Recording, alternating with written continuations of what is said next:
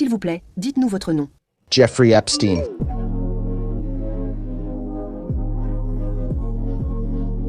S'il vous plaît, dites-nous votre nom. Jeffrey Epstein. Sans aucun doute, Jeffrey Epstein, dégueulassement riche, est l'un des documentaires les plus troublants jamais réalisés. Derrière le luxe extrême, les demeures impossibles et les fêtes privées où l'élite semblait intouchable, se cachait un réseau de pouvoir, d'argent et de silence qui pendant des années a manipulé des systèmes entiers. Ce n'est pas seulement la chute d'un milliardaire, c'est celle d'un empire bâti sur l'influence, des silhouettes parfaites, des secrets et la peur. Dans quelques instants, tu verras comment le glamour s'est fissuré, dévoilant une vérité si sombre qu'elle a bouleversé le monde. Mais avant d'aborder l'abus et la manipulation, nous adressons un remerciement spécial aux membres de EN Minutos pour être le moteur qui soutient notre travail. Si tu veux faire partie de cette famille, il te suffit de cliquer sur le bouton « Rejoindre ».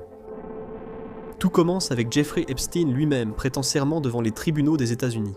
Là, on lui pose les questions habituelles pour une procédure de ce type. Mais dès que le procureur aborde les sujets vraiment importants, Jeffrey s'accroche fermement au 5e amendement. Cette loi, ratifiée à l'origine en 1791, protège tout individu contre l'auto-incrimination. Grâce à elle, il peut garder le silence et refuser de répondre à des questions cruciales qui fourniraient des preuves incriminantes aux autorités. Bien que chaque question du procureur soit bien plus troublante que la précédente, Jeffrey reste calme en toutes circonstances. Il invoque à plusieurs reprises son droit constitutionnel, et la séance se termine lorsque le procureur comprend qu'il n'obtiendra pas une seule réponse sincère de sa part.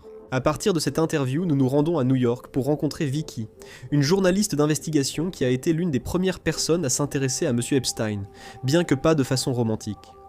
Les gens savaient qu'il fréquentait de nombreuses célébrités et qu'il était toujours entouré de femmes très belles et généralement très jeunes. Vicky aperçut en Jeffrey une sorte de Gatsby moderne, un homme extrêmement réussi, séduisant et entouré de magnates qui recherchaient ses conseils. Il convient de rappeler que Jeffrey a amassé sa fortune en tant que gestionnaire financier de certaines des personnalités les plus influentes du monde. Ces soirées se déroulaient entre des réunions avec des personnalités ultra célèbres, y compris Donald Trump, Harvey Weinstein et même des figures politiques du calibre de Bill Clinton. Cependant, lors des réunions de ces magnates millionnaires, qui partagèrent des conseils sur la façon de rester riches et puissants, il y avait une constante qui se répétait systématiquement, la beauté féminine. C'est à ce moment-là que Vicky nous raconte comment elle a rencontré Ghislaine Maxwell, la petite amie de Jeffrey à l'époque. C'était une femme belle et intelligente qui avait étudié à Oxford.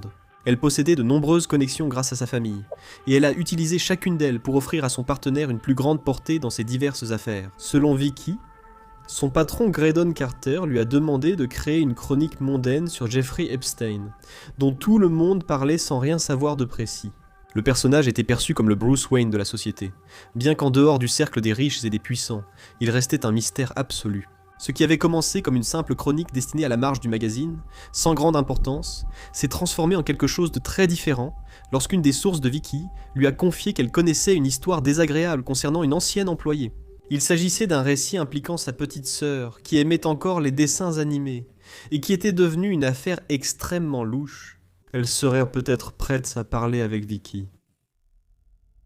Le récit nous amène à faire la connaissance de Maria Farmer, qui est actuellement artiste dans la ville de New York. Mais elle se souvient encore des événements comme s'ils s'étaient en a produit la nuit précédente, même si elle ne les a jamais représentés sur la toile. Elle nous raconte comment elle a lodge et obtenu son diplôme de l'Académie des Beaux-Arts de New York en 1995. Lors de l'exposition des diplômés, Maria a présenté 3 tableaux inspirés d'Alice au Pays des Merveilles, qui se sont avérés être la grande surprise de la soirée. Ces œuvres se sont vendues initialement pour la somme exorbitante de 28 000 $. Ensuite, l'université Eileen Guggenheim s'est approchée d'elle, l'a prise par le bras et l'a conduite devant Jeffrey et Ghislaine. Elle les a présentés comme des amis de l'institution et de grands bienfaiteurs. Immédiatement après, elle a convaincu Maria de leur vendre ses tableaux pour seulement une fraction du prix initial. Ce soir-là, Eileen a tant mis la pression sur ses épaules que Maria a dû céder. Elle n'a gagné que 6 000 $ au lieu des 28 000 prévus, ce qui a compromis le début de sa carrière d'artiste diplômé. Donc, j'ai obtenu 6 000 au lieu de 12 000 ce soir-là. Jeffrey Epstein a dit « Ne t'inquiète pas, on fera en sorte que ça en vaille la peine. Ne t'en fais pas. » 2 mois plus tard, Jeffrey Epstein l'a contacté pour lui proposer un emploi dans un manoir de la 61e rue, lui offrant le poste d'hôtesse. En gros, elle serait debout à la porte comme une sorte de concierge glorifié, sans autre fonction. Bien que le travail soit dégradant, il était très bien payé, mais s'accompagnait de questions personnelles constantes de Jeffrey Epstein. Il s'intéressait beaucoup à sa vie privée, surtout à l'existence de frères et sœurs. Ainsi, Maria parla à Anna. Sa petite sœur, promise à un brillant avenir, était la raison de l'acharnement de Maria. Jeffrey sembla touché par cette histoire et proposa immédiatement son aide à la jeune fille. Il prit contact avec Anna et lui proposa un voyage de stage en Thaïlande, afin que son CV soit beaucoup plus attrayant pour les entreprises auxquelles elle souhaitait postuler. Mais avant de partir pour la Thaïlande, Anna fut invitée au Mexique dans un ranch de luxe appartenant à Ghislaine et à son petit ami, qui l'accueillirent à bras ouverts. Anna pensait que ce serait l'occasion idéale de rencontrer d'autres jeunes du voyage, mais ce ne fut pas le cas. Le lendemain, ils l'envoyèrent en Thaïlande, tous frais payés, pour qu'elle acquiert de l'expérience professionnelle. Pendant ce temps, Maria recevait également certains avantages. Elle logeait dans un manoir de 2500 mètres carrés dans l'Ohio, pour se concentrer sur ses peintures, jusqu'à la visite inattendue de Jeffrey, prétendument attiré par son talent artistique. Après cette nuit, Maria a appelé sa sœur pour lui raconter son expérience. Surprise, sa sœur a confié avoir vécu de même, et elles ont choisi de s'unir pour fuir cette vie. Elles sont allées au bureau fédéral d'enquête pour déposer leur déclaration, mais rien n'a été fait.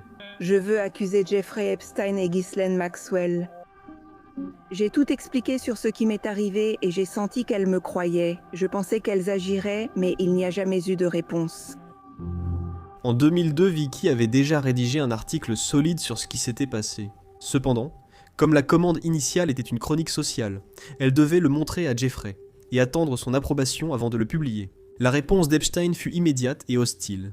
Il déclara qu'il n'aimait pas l'article et proféra même des menaces directes contre Vicky et sa famille. À ce moment-là, elle était enceinte de jumeaux, et à peine une semaine plus tard, son patron, Graydon, annula la publication du texte sans donner aucune explication. À la place, un article radicalement différent fut publié, rempli d'éloges sur son succès financier, ses liens avec l'élite et ses prétendues contributions à la société. Quant à Vicky, sa carrière a été ruinée, et son avenir à Vanity Fair s'est envolé du jour au lendemain. Après le Mexique et la Thaïlande, le récit nous mène en Floride.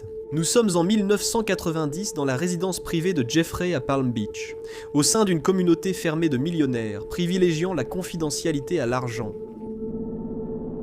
Là-bas, nous rencontrons James Patterson, auteur renommé et ancien voisin de Jeffrey, qui raconte en savoir peu sur lui. En fait, personne dans le quartier ne pouvait affirmer savoir quoi que ce soit de concret sur ses activités quotidiennes. La seule chose qui revenait sans cesse, comme un mantra dans la communauté, c'était à quel point cet homme était obscènement riche. Il possédait des demeures en Floride, à New York, au Mexique, et était en expansion vers les Caraïbes. Il circulait même des rumeurs selon lesquelles il possédait 2 avions privés et un avion de ligne, où il organisait soi-disant des fêtes en altitude. Pour poursuivre le récit, revenons au niveau du sol, plus précisément au département de police de Palm Beach, où nous faisons la connaissance de Michael Reiter, qui a été chef du département de 2001 à 2009. Lors de sa première année comme chef, Michael raconte que Jeffrey lui a rendu une visite inattendue dans son bureau. Lors de cette rencontre, il a proposé de donner un équipement policier de 100 000 $, puis est parti. Selon Michael, la conversation a duré moins de 3 minutes. Il l'a remercié pour son don et Jeffrey est parti sans formalité. J'ai rencontré Jeffrey Epstein vers 2001. Epstein est venu me voir dans mon bureau pour parler d'un don d'équipement au département de police qui s'élevait à près de 100 000 $. Les années suivantes, les voisins ont signalé au commissariat des bruits forts et des femmes partant la nuit. Michael a suivi ces plaintes et en a intercepté plusieurs dans la rue, mais aucune n'a fait de déclaration incriminante. Toutes disaient être employées de maison, alors la police l'a laissé tranquille. Mais en 2005, quelque chose a changé. Une bagarre entre 2 filles dans une école locale s'est terminée par un rapport au commissariat, après que l'une d'elles ait laissé tomber près de 300 $ en liquide par terre pendant l'altercation. La mère de la mineure a interrogé sa fille, et toutes deux ont fait une déclaration à la police. Face à cela, Michael a chargé l'un de ses détectives de retrouver l'origine de l'argent. Ce qu'il a découvert, ce sont des dizaines de témoignages d'autres jeunes filles qui racontaient exactement la même chose qu'Anna avait vécue en 1995. C'était le même mode opératoire, sauf que plus de 10 ans s'étaient écoulés, et que le nombre de participants avait augmenté de façon exponentielle. Cela a mené à une enquête approfondie sur 90 jours. À ce moment, nous rencontrons Michel Licata, témoin clé de l'affaire. Elle a découvert ce monde grâce à une amie qui lui a proposé une solution pour gagner de l'argent pour sa famille à Noël. Ce jour-là, sa vie a complètement changé et n'a jamais été la même. En environ 20 minutes, son innocence, sa passion et son envie de voir le monde autrement se sont envolés à jamais. Au final, il ne restait que 200 $ sur une table, pour elle. L'un des aspects qui fonctionnait parfaitement dans ce modus operandi était l'existence de West Palm Beach, une communauté qui représentait un contraste absolu avec la zone des riches. Ici, résidaient les personnes venues chercher le succès, mais qui ne l'avaient pas atteint. C'était une zone habitée par des gens aux ressources limitées, qui peinaient à joindre les deux bouts, et dont les familles étaient prêtes à presque tout pour obtenir un peu d'argent supplémentaire. Séparés des luxueuses demeures uniquement par un pont et un trajet d'environ 30 minutes, cet endroit offrait un flux constant et inépuisable de femmes qui ne désiraient qu'un petit aperçu de la vie que menaient ces magnates. Le pont faisait office de porte vers le paradis, déguisé en enfer. Les jeunes femmes passèrent d'une zone défavorisée et difficile à supporter à un lotissement de demeures impeccables en quelques minutes. Rien ne pouvait égaler un tel niveau de suggestion. Pendant que cela arrivait à beaucoup d'autres femmes, Michael poursuivait son enquête. Il a essayé d'interviewer d'anciens employés de la maison, mais aucun n'a accepté de témoigner par peur de représailles. Jeffrey n'était pas seulement intelligent, il était aussi maléfique, calculateur et extrêmement narcissique. Et s'il y a bien une chose que Michael savait sur le narcissisme, c'est que cela te fait te sentir invincible et te pousse à commettre des erreurs. Après 3 mois de surveillance, Michael découvrit un bulletin de notes académiques dans la poubelle de la propriété, ce qui le conduisit au lycée de West Palm Beach. Là-bas, des élèves ont rapporté qu'une jeune fille nommée Hayley Robson recevait parfois des fleurs très chères. Elle a dit aux officiers que la maison contenait des peintures inappropriées pour tous et a reconnu avoir subi le même rituel d'initiation contre 200 $. Cependant, Hayley a rapidement gravi les échelons au sein de l'organisation. Au lieu de faire le travail elle-même, elle recevait la même somme simplement en trouvant quelqu'un d'autre pour le faire. Dans son dossier, elle a admis avoir recruté au moins 24 personnes, ce qui lui a permis d'amasser une somme de 4 800 $. Grâce à des recruteuses comme Hayley, Jeffrey a construit son empire à Palm Beach. Il est devenu dépendant de ses services et recevait des visites au moins 4 fois par jour. Je recrutais des filles qui étaient mes amies. Je les emmenais dans la chambre puis je partais. Quand les filles partaient, Jeffrey sortait pour payer. Après des années d'impunité, Michael a finalement obtenu un mandat de perquisition pour le manoir le 20 octobre 2005. La police a investi la propriété comme un essaim. Même si les récits sur les peintures troublantes étaient vrais, les agents ont découvert quelque chose d'inattendu. Rien du tout. La maison était complètement vide d'effets personnels. Il y avait des ordinateurs, mais les disques durs avaient disparu, tout comme le système de surveillance. Michael ignorait comment ou quand cela était arrivé, mais il était clair qu'ils avaient été dénoncés et qu'ils étaient arrivés trop tard. Déterminé à quitter la propriété avec une preuve, Michael a fouillé partout jusqu'à découvrir un carnet de rendez-vous annoté. On pensait qu'il appartenait à la petite amie de Jeffrey, Ghislaine Maxwell, qui gérait strictement le calendrier des visites. Cette information a été remise à Sigrid McCauley, une avocate locale qui s'est efforcée de contacter les noms figurant dans le carnet. Elle est devenue la représentante légale de nombreuses clientes de Jeffrey à Palm Beach. D'autres femmes, pour diverses raisons, ont soutenu Jeffrey. Elles disaient avoir de forts sentiments pour lui et prétendèrent même qu'une date de mariage, qui n'aurait jamais lieu, était fixée. Pour Michael, le pouvoir de suggestion était macabre, donc il ne s'est jamais rendu. Depuis la découverte du carnet, le nom de Ghislaine Maxwell a commencé à résonner dans les commissariats. Femme brillante et cultivée d'origine anglaise, elle possédait un charisme exceptionnel. Elle a été vue à plusieurs reprises au Aguitos avec Donald Trump à Mar-a-Lago, en Floride. Elle était la véritable instigatrice de tous les contacts féminins pour Jeffrey. Après Palm Beach, le mode opératoire a changé, et les protagonistes ont cherché quelqu'un d'autre pour travailler à temps plein. C'est à ce moment de l'histoire qu'intervient Virginia, qui avait un passé tourmenté et a vu l'offre de Ghislaine comme une opportunité unique. Si l'entretien initial avec Jeffrey ressemblait aux centaines de séances précédentes menées dans son manoir, avec Virginia, la situation différait, car Ghislaine participa activement. Suite à cette rencontre, ils l'ont engagée définitivement. Virginia s'occupait des tâches ménagères, aidait Jeffrey à s'habiller et l'accompagnait partout. Pendant un temps, elle a profité d'activités exclusives des riches, voyages en yacht, dîners coûteux et vacances de luxe dans le monde entier. Cependant, au cours de ses voyages, elle a rencontré de nombreux autres associés de Jeffrey qui ont profité de sa présence à tout point de vue. Virginia a commencé à se sentir piégée dans un enfer déguisé en paradis, soumise à un contrôle strict, basé sur des promesses d'un avenir radieux qui n'arriverait jamais. Simultanément, Michael poursuivait son chemin pour découvrir la vérité. Il avait déjà recueilli au moins 40 témoignages d'anciennes clientes, et il estima que c'était le moment opportun pour contacter le procureur du district, Barry Krischer, afin d'ouvrir une enquête officielle et de demander un mandat d'arrêt. Cependant, lorsque Barry a fait la demande, il s'est heurté à un mur infranchissable érigé par l'équipe juridique de Jeffrey, qui comprenait les 8 meilleurs avocats du monde. Parmi eux se distinguait Alan Dershowitz, qui agissait comme chef du groupe. Il a représenté des personnalités comme Mike Tyson, O.J. Simpson, et défendu des affaires très controversées ces 10 dernières années. Dershowitz a l'habitude des projecteurs et du regard public, sans faiblir. Il gère la pression et obtient des résultats, c'est pourquoi Jeffrey l'a choisi pour sa défense. Cette équipe a lancé une série d'enquêtes approfondies contre Michael et tout son groupe de détectives, les suivant pendant des mois à la recherche du moindre détail sombre de leur passé. Certains officiers ont même mentionné avoir vu des personnes fouiller dans les poubelles du commissariat, ce qui a obligé Michael à mettre toutes les preuves concernant Jeffrey sur un support physique, loin des ordinateurs. En 2026, Barry a radicalement changé de position, malgré le fait qu'il avait auparavant assuré à Michael que ce serait une affaire simple. Son avis a complètement changé, et d'une semaine à l'autre, il l'a qualifié d'affaire impossible. Finalement, le parquet a présenté une seule accusation contre Jeffrey. Ses avocats ont démoli la requête, et leur client a été libéré après avoir payé une caution dérisoire. Les 40 clientes prêtes à témoigner ont été moralement anéanties, tout comme l'équipe de Michael, enterrant leurs intentions et aggravant leur vie immédiatement. Les avocats voulaient libérer leurs clients et envoyer un message fort sur les conséquences de leur opposition. Beaucoup ont perdu leur emploi et ont été ridiculisés. Ce qu'elles tentaient d'oublier depuis des années est revenu avec force après la trahison de Barry. Michael a estimé ne pas pouvoir poursuivre l'enquête via le parquet local, et a donc remis toutes les preuves directement au Bureau fédéral d'enquête. Ce sont eux qui ont retrouvé une fois de plus Maria Farmer et Anna à New York. Elles poursuivaient leur quête de justice, mais l'implication du Bureau fédéral d'enquête a encore compliqué leur vie.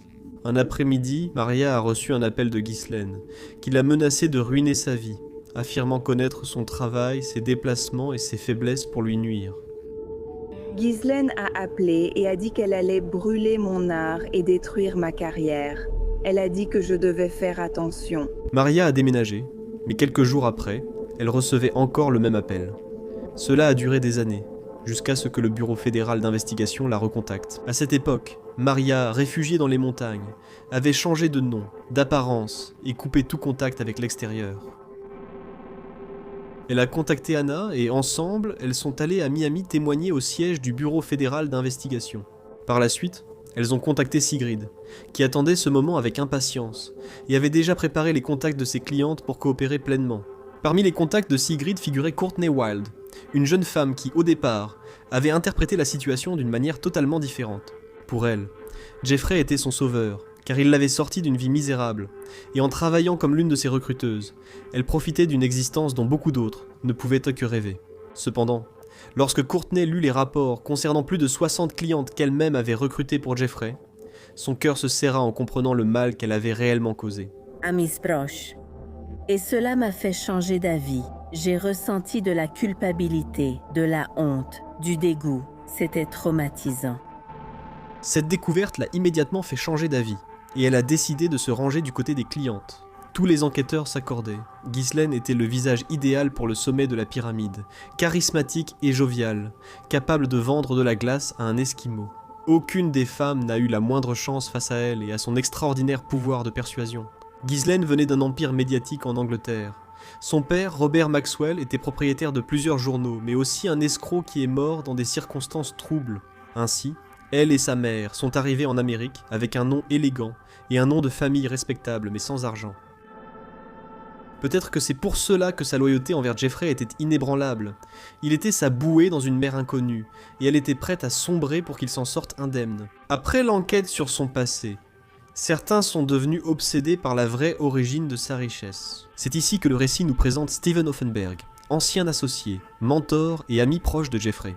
En 1986, Steven était le président de Towers Financial Corporation, l'entreprise qui a offert à Jeffrey l'opportunité de devenir millionnaire. C'est Steven qui l'a interviewé, même s'il admet que ce jour-là, c'est Epstein qui a vraiment mené l'entretien. Pour la première fois, Steven s'est senti mal à l'aise et a succombé au charme de Jeffrey.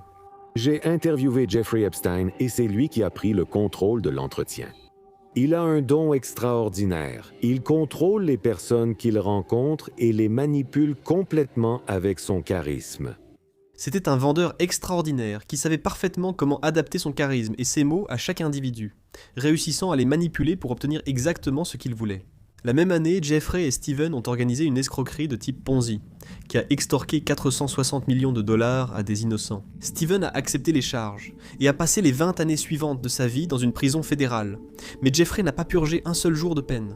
Il a assuré à Steven qu'il était témoin du département de la défense et qu'il le soutenait. Steven a cru à ce mensonge, endossant la faute et la sentence, payant de 20 ans de sa vie l'erreur d'avoir fait confiance à un manipulateur narcissique.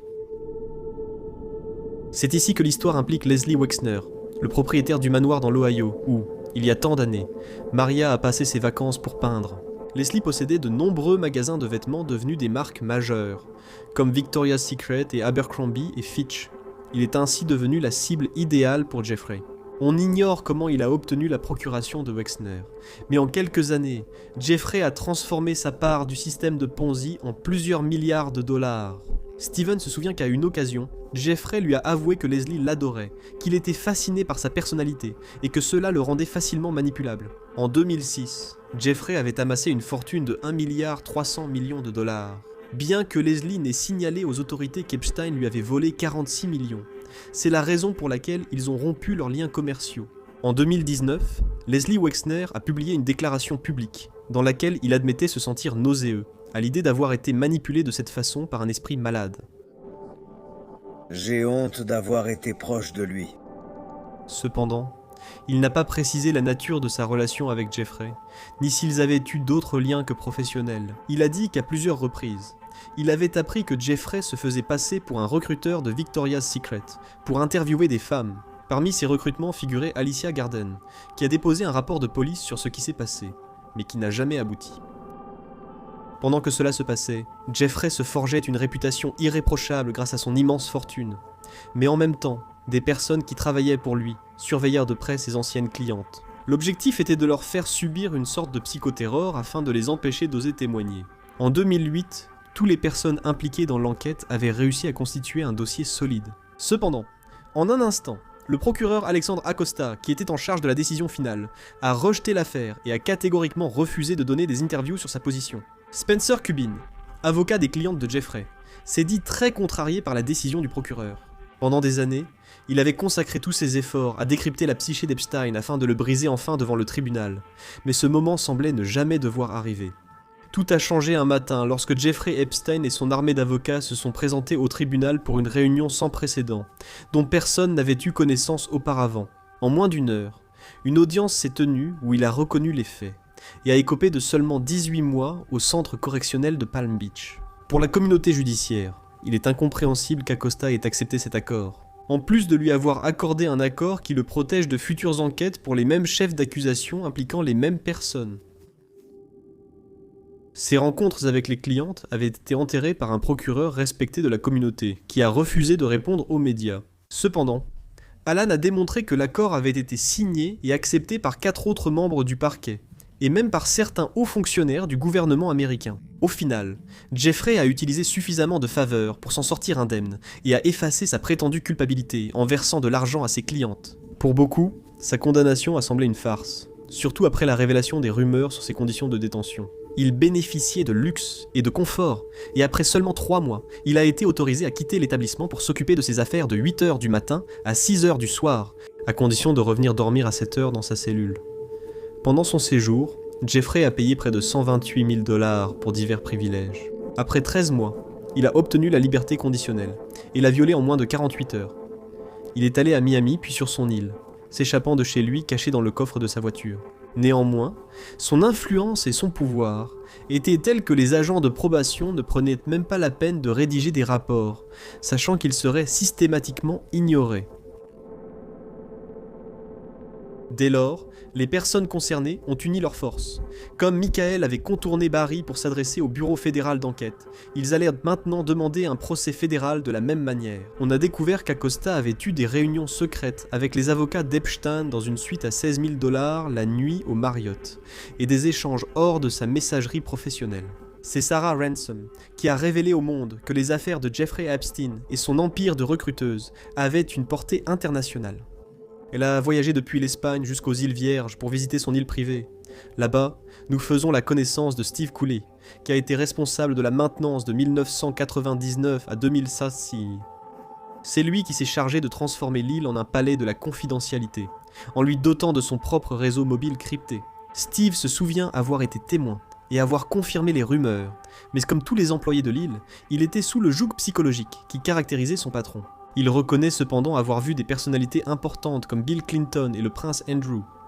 Encore une fois, j'ai vu Bill Clinton assis avec Jeffrey dans la zone du porche. Quand j'ai vu le prince Andrew, il était près de la piscine, il était avec une fille que je ne connaissais pas, elle était jeune, elle ne portait pas de soutien-gorge. Virginia, alors bras droit de Ghislaine, raconte que de nombreuses personnalités venaient pour des dîners ou réunions d'affaires, même si tous ne restaient pas pour les fêtes. Sarah confie que lors de ses visites sur l'île, elle a constaté que tout le monde à l'aéroport, y compris les taxis et chauffeurs, était au courant des affaires de Jeffrey, mais personne n'agissait. Elle nous montre l'endroit par lequel elle a envisagé de s'enfuir à plusieurs reprises, après que Jeffrey lui a demandé 3 fois le même jour de le voir pour soi-disant discuter de son avenir. Cet endroit me rappelle l'après-midi où j'ai essayé de m'échapper de l'île après avoir été violée 3 fois ce jour-là. C'était « je suis désolée ». Comme il avait l'habitude de les appeler. Lors d'un voyage en Afrique, Chant raconte qu'elle a pu être en présence de célébrités comme Chris Tucker, Kevin Spacey et Bill Clinton, ce dernier étant un invité régulier sur l'île. Le voyage était censé être une occasion de collecter des fonds pour la lutte contre le sida, mais l'ambiance ne donnait pas du tout cette impression. À son retour d'Afrique, Ghislaine a rencontré Chant pour parler de sa petite sœur. Elle lui a proposé de partir en Espagne pour réaliser son rêve de traductrice. Elle a accepté, attirée par la vie luxueuse promise. Ce n'est que 2 ans plus tard que la jeune fille s'est revenue avec des troubles alimentaires et une dépression sévère. Des symptômes que Ghislaine a dissimulés comme une simple fatigue du voyage, avant de les loger séparément.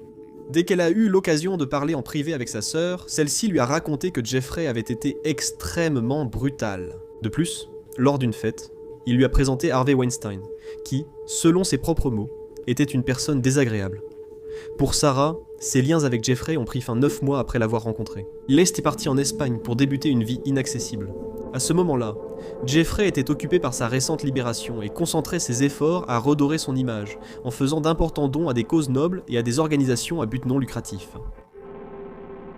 Pour Virginia, le déclic pour fuir a eu lieu quand Ghislaine lui a parlé de vouloir un enfant. Cependant, elle ne voulait pas vivre la grossesse et espérait que Virginia le fasse pour elle. Devant cette proposition, Virginia a demandé à obtenir un diplôme de masseuse. Alors Ghislaine l'a envoyée en Thaïlande. Là-bas, elle a rencontré Robert et en est tombée amoureuse en lui confiant sa situation. Il n'a pas hésité une seconde à lui demander de l'épouser et à déménager avec elle en Australie pour l'éloigner définitivement de ce monde sombre. Après des années de silence, Virginie est revenue troubler les eaux en racontant la nuit où elle a rencontré le prince André grâce à Jeffrey. Pour Sigrid, Virginie était son dossier le plus solide. Sa connaissance des activités internes dépassait celle des autres, ayant été consultante de Ghislaine.